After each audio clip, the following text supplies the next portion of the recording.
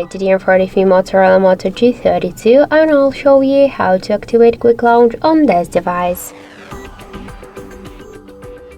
So if you wanna use the Quick Launch by double press the power key, for example to quick launch the camera app, and you don't know how to do that, you should open first the settings, then scroll down to the system, tap to the gestures, and you'll see here the the double press power key.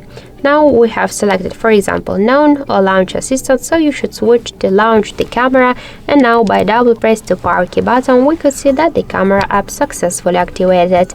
To turn it off you should switch launch camera to none, and that's it. So thank you for watching, and if you find this video helpful, leave thumbs up and subscribe.